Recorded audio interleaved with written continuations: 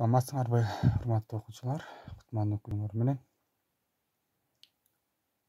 Бүгүнкү сабактын темасы тамыр. Тамырлардын ичинен квадраттык тамырларды өтөбүз. Квадраттык тамыр деген бул даража көрсөткүчү 2 болгон тамыр.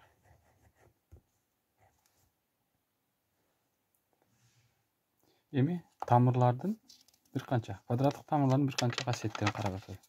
Биринчи касиети: тамыр астындагы А саны нөлгө барабар жана чоң болгон учурда гана ошол тамырдын чыгарылышы анык сандардын ичинде болот. Мисалы, тамыр астында 4 барабар 2. Бул анык сандарга кирет. Эгерде тамыр астындагы сан -4 болуп калса, анда мунун чыгарылышы анык сандардын ичине кирбей калат. Экинчи касиети: квадраттык тамырдын чыгарылышы ар дайым оң сан болот, терс сан боло албайт. Мисалы, чыгарылышы 2.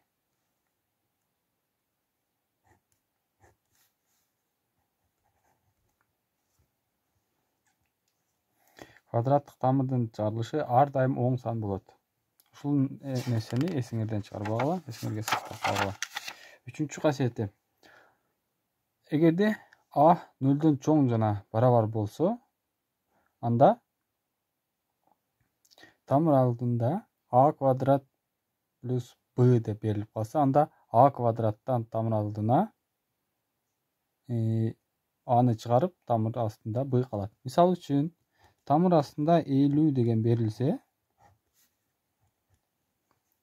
50 санын 25 көбөйтүү 2 деп жазып алсак болот. Эми 25 саны 5 санын квадраты көбөйтүлгөн 2 барабар.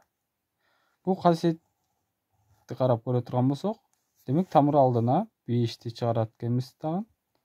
Тамыр астында 2. Жолу 5, тамыр астында 2.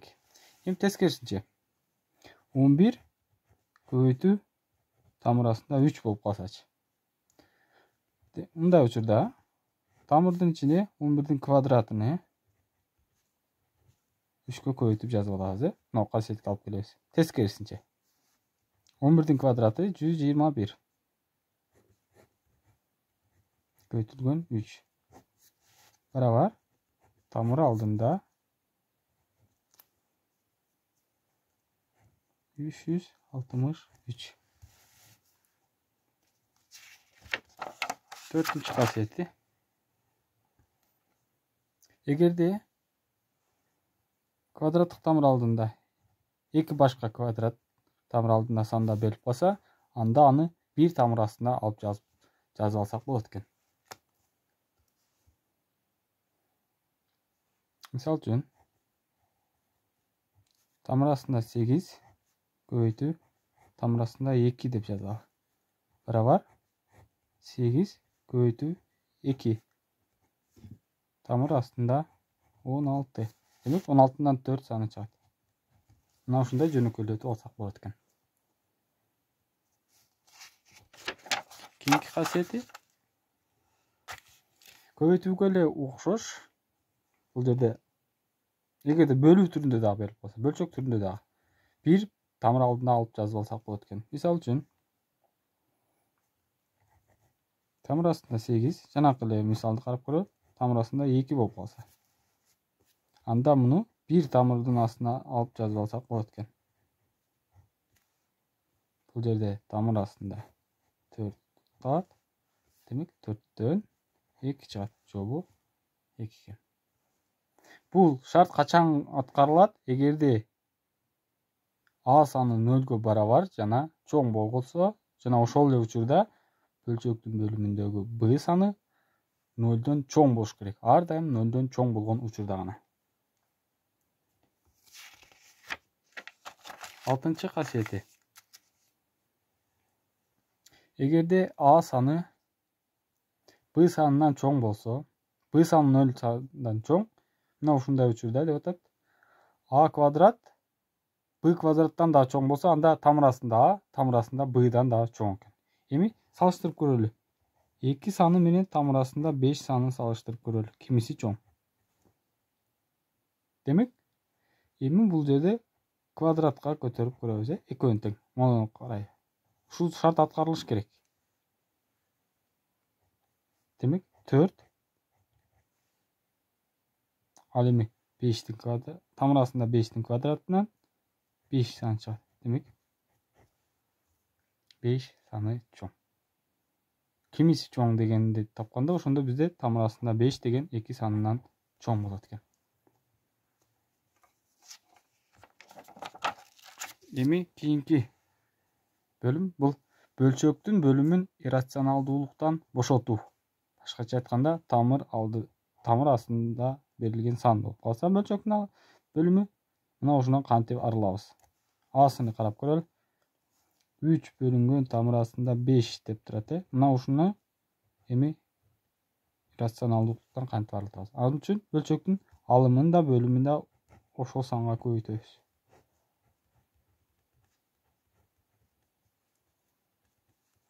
3 тамыр астында 5. Bir тамыр алга алып жазып көрсөк, 25. 25тен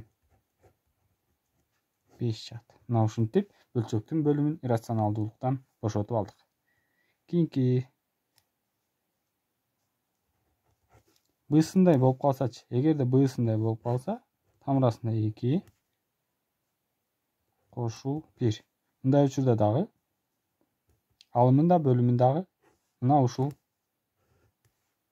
суммага көбөйтүп алабыз. Ал үчүн эгерде сумма түрүндө берилсе, анда айырма түрүндө жазып көбөйтөбүз. Башкача айтканда, тескерисине.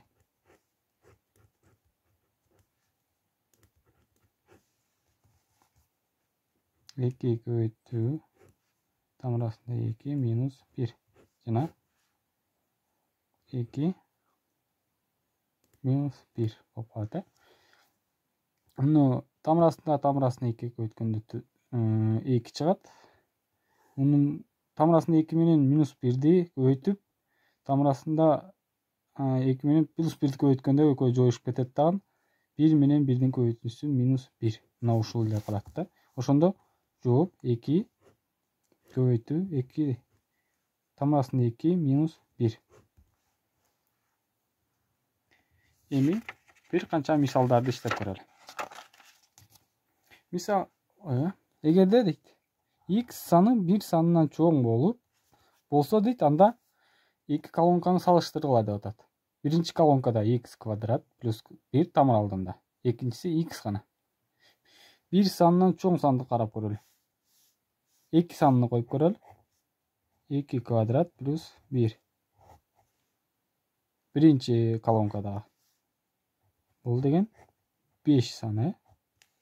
Тамыр астында 5. Экинчи колонкада болсо 2-ни коюп көрдүк, 2. Эми 2 чоңбу же тамыр астында 5пи? Жана мисалда, жогорудагы мисалдарда карап көрдүк, тамыр астында 5 чоң болот экен. Мына ушундуктан биринчи колонка чоң деген жоопко келебиз.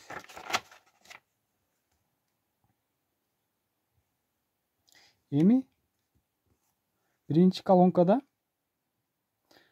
тамыр астында 9-дун квадраты берилип калса деп атат. Экинчи колонкада 3 тамыр астында 9. Экөөнү салыштырабыз. 9-дун квадратынан тамырдан 9 чыгат.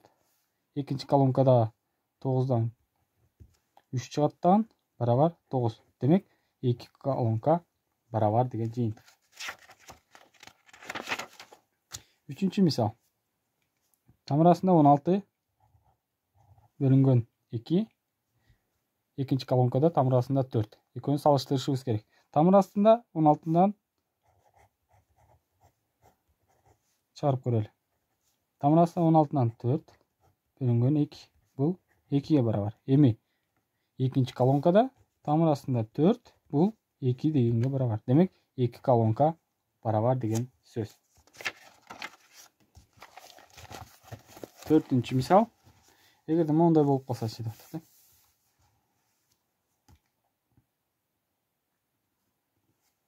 Мындай болуп калган учурда 7 саны бул тамыр астында 7 көбөйтүү тамыр астында 7 бөлүнгөн тамыр астында 7ге барабар.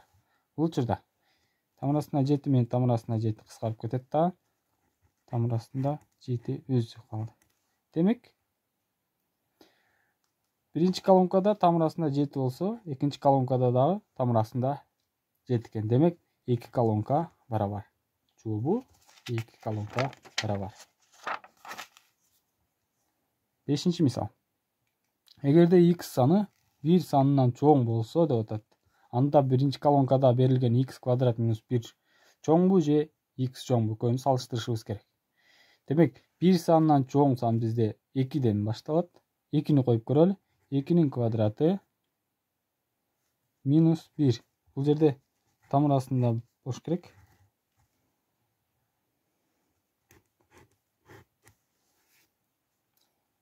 Барабар тамыр астында 3. Экинчи колонкада болсо 2 санын койдук, 2 чоңбу же тамыр астында 3 чоңбу. Бул экөөнү салыштыруу үчүн эмне кылабыз дедик? 2 жагын тең квадратка көтөрүп көрөбүз дедик. Мына ушул учурда буну да квадратка көтөрөлү, муну да квадратка көтөрөлү. Тамыр астында 3-тү квадратка көтөргөндө 3. Ал эми 2 4 болот. Демек, x деген чоң, экинчи колонка чоң. Мына ушуну менен бүгүнкү сабагыбыз аягына келип жетти. Келеки сабакта амандашканча сак саламатта калгыла.